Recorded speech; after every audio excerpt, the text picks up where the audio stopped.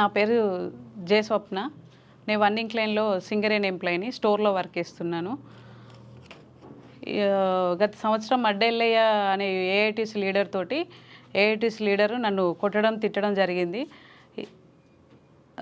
దళిత మహిళ అని అంటే మాదిగ లంజ అది అనేసి కొట్టి తిట్టి జరిగింది. అది case SC ST case, atrocity case అయింది. కేసు అయినాక తర్వాత నన్ను డ్యూటీలో కూడా ఇబ్బంది అయినను అతని మనుషులు, ఆయనకు సహకరించే అధికారులు. నేను డ్యూటీ చేసుకునే టైంలలో వచ్చేపోయే దారులలో నా అడ్డంగా నిల్చుండి బూతులు మాట్లాడు, దీని అమ్మను అది అనుకుంటే బూతులు మాట్లాడడం అట్లా చేస్తా. నేను అక్కడనే ఇంటర్నల్ కమిటీ కంప్లైంట్స్ కమిటీ అని ఉంటుంది ఫీమేల్స్ది, అక్కడ కూడా కంప్లైంట్ చేసిన. ఎటువంటి చర్యలు తీసుకోలేదు. జిఎం గారు కూడా దేనికి సప్పుడు చేయకుండా సప్పుడేక నవ్వుకున్నారు. అట్లా చాలాసార్లు కంప్లైంట్ చేసి సప్పుడే కూరుకున్నా. సిఎండి గారు వస్తే సిఎండి గారికి కూడా ప్రజెంటేషన్ ఇచ్చా. నాకు ఈయన మడ్డెల్లయ్య వల్ల చాలా ఇబ్బంది అవుతుంది సార్, దీనికి అధికారులు కూడా కోఆపరేట్ చేస్తారు. నేను 2 సంవత్సరాలు అయితే అది ఒకే ప్లేస్లో పనిచేస్తున్నా, నన్ను ఇబ్బంది చేస్తారు అనేసి చెప్తున్నా. నేను సింగరేణిలో 5 ఇయర్స్ అవుతుంది డ్యూటీ చేయబట్టి. నేను సీనియర్ని, నన్ను పక్కకు పెట్టి జూనియర్స్ని తీసుకుపోయి ఆఫీసులలో వేయడం, అవన్నీ నన్ను కించపరిచే మాటలు మాట్లాడడం అయినా కూడా నేను ఎక్కడ చెల్లించలేదు. ఇటీవల 11 డివిజన్లు మనకు సింగరేణిలలో ఉంటే 11 డివిజన్లలో లేని ఐఈడి నామ్స్ అని పెట్టి నన్ను వర్క్ ప్లేస్ నుండి తొలగిస్తాము అనేసి బెదిరించారు. ఐఈడి నామ్స్ అనేది ఎక్కడ కూడా సింగరేణిలో అంత పెట్టి చూడరు. ప్లస్ మళ్ళీ మీ వెహికల్స్ ఉండి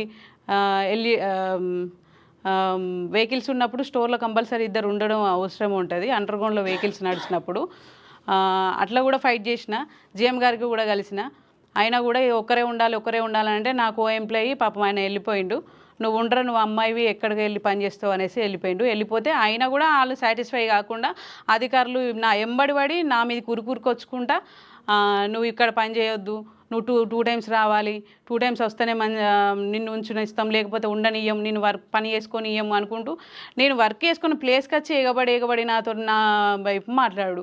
ఏమన్నా అంటే మేనేజర్తో మాట్లాడు, ఇది మాట్లాడాలంటే వాళ్ళ దగ్గరికి పోతేనే వాళ్ళు అపాయింట్మెంట్ ఇవ్వట్లేదు. గంటలు దాదాపుగా నెల మొత్తము గంటలు జిఎం ఆఫీస్ చుట్టూ తిరిగినా కూడా నాకు అసలు జిఎం గారు ఒక్కరోజు కూడా అపాయింట్మెంట్ ఇచ్చినా కూడా ఏమంటారు, చూస్తాం చేస్తాం అనేసి మాట్లాడి పంపించడం. మళ్ళీ మేనేజర్కి ఫోన్ రాదు, మరి చెయ్యడు జిఎం. ఇట్లా జరుగుతూ ఉన్నాయి. దీనికి కారణం ఏంటిదని మామూలుగా నా ఎంప్లాయీస్ వాళ్ళు ఏంటి సార్ ఎందుకు ఇబ్బంది చేస్తారా అని అంటే, ఆమె కేసులు పెట్టింది by SC ST case compromise అయితే ఇవన్నీ ఒత్తిళ్ళు ఏమి ఉండయి, ఆ మడ్డెల మీద కేసు పెట్టింది, అందరి మీద కేసు పెట్టింది అనేసి వాళ్ళు చెప్పారు. బయట జరిగిన గొడవలకు సింగరేణి అధికారులు ఎందుకు ఇన్వాల్వ్ అవుతారు? అందుకు జిఎం గారు కంచె చేను మేసినట్టు జిఎం గారు సహకరించడం వీళ్ళకి. నాకు ఇది ప్రాబ్లం అవుతుంది సార్ అని అన్నిసార్లు పోయి అడిగినా కూడా అసలు ఇంత కూడా చెల్లించలేదు. ఒక ఫీమేలు మహిళా కార్మికులు వచ్చిందనేసి కొంచెం కూడా చెల్లించలేదు. ఎమ్మెల్యే గారికి ఫోన్ చేస్తే కూడా, స్థానిక ఎమ్మెల్యే గారు ఫోన్ చేసి ఈ అమ్మాయి ఇక్కడికి వచ్చింది ఏంటిది మా ప్రాబ్లం అంటే కూడా ఇంత కూడా ప్రాబ్లం సాల్వ్ చేయలేదు. ఆమె ఉండొద్దు, అక్కడ వర్క్ చేయొద్దు, ఇదే వాళ్ళ కాంబినేషన్. నేను పోయి లేబర్ వర్క్ ఊడవడము చేయడము, లేబర్ వర్క్ చేస్తే వాళ్ళకి హ్యాపీ అంట. ఇట్లా నేను ఇప్పుడు 15 డేస్ అవుతుంది డ్యూటీ చేస్తలేను. నేను ఉద్యోగం చేసే ప్లేసులనే నాకు ఉద్యోగం కావాలని నేను డ్యూటీకి వెళ్ళట్లేను. వీళ్ళు కావాల్సుకొని అండర్ మేనేజర్ నూతిసీన్ sir, fit engineer Shekhar sir, GM గారు, Maddellaiah AITC leader Maddellaiah. Latest news Telugu మరియు ఇంగ్లీష్ అప్డేట్స్ కోసం ఇప్పుడే క్యూన్యూస్ అఫీషియల్ యాప్ని ప్లేస్టోర్ నుండి డౌన్లోడ్ చేసుకోండి. సరికొత్త సమాచారాల కోసం క్యూన్యూస్ వెబ్సైట్ని ఫాలో అవ్వండి. ఛానల్లో ప్రాంతీయ, జాతీయ, అంతర్జాతీయ వార్తలు వీక్షించండి.